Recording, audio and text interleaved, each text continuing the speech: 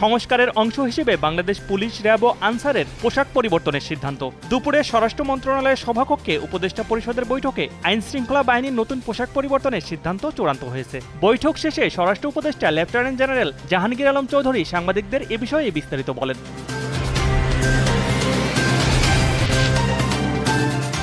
বর্তমানে ৩৩,৬৪৮ জন বিদেশি এদেশে অবৈধভাবে বসবাস করছেন বলে জানিয়েছেন স্বরাষ্ট্র উপদেষ্টা। সচিবালয়ে আইন শৃঙ্খলা কমিটির বৈঠক শেষে ব্রিফিংয়ে তিনি কথা জানান। তিনি আরও বলেন, আগামী ৩১ জানুয়ারির মধ্যেই অবৈধভাবে বসবাসরতদের প্রয়োজনীয় কাগজপত্র জমা দিয়ে বৈধ হতে হবে, অন্যথায় তাদের বিরুদ্ধে ব্যবস্থা নেওয়া হবে।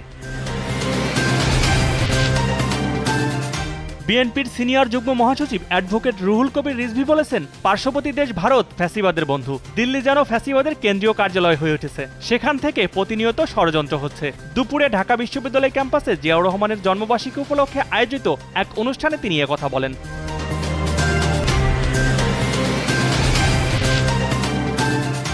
ইউক্রেন জুড়ে ভয়াবহ রুশ ক্ষেপণাস্ত্র সহ পৃথক হামলায় ৬ জন নিহত হয়েছেন। এর মধ্যে কিয়েভে নিহত হয়েছেন ৩ জন। তাদের মধ্যে ৪৫ এবং ২৫ বছর বয়সী ২ জন পুরুষ এবং ৪১ বছর বয়সী একজন নারী রয়েছেন বলে জানিয়েছে সংবাদ সংস্থা এএফপি।